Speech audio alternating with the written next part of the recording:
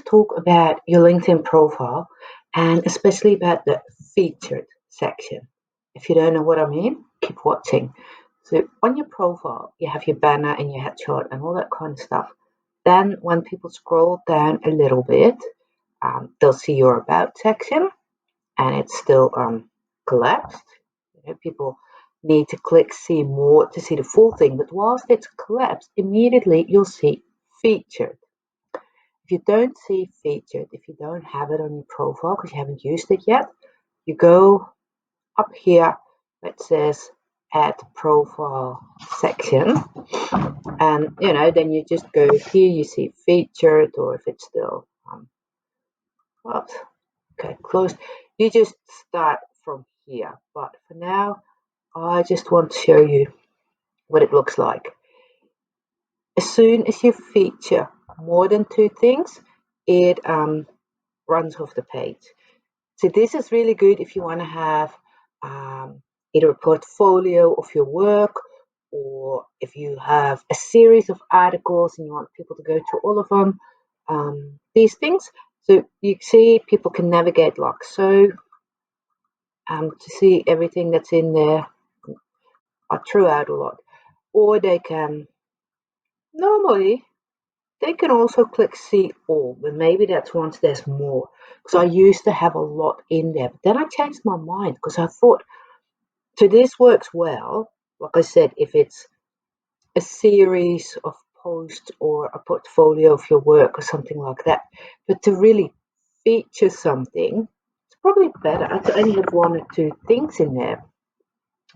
So how does that work? First of all, what can you do? You click the plus here once you've got that section on there. And then if you want to feature another post, all you do is click the plus here. That takes you to your post. So if I say, yeah, I want to feature this one, I click it and I click done. Oh, look, now once it's 5, you get see all. So that's another way people can scroll through it, or they can click this and then they can see everything that's on there. If I wanted to change the order, I go to the pencil and I say I want to see this post first. I click done, things like that. So back to the plus, what can you feature? Posts, articles works the same way. With links, you can link either to somewhere on your website, or if you have videos you can't upload them here, but you can link and then people can still see it here. And you can even upload media, so like it says, all this kind of stuff.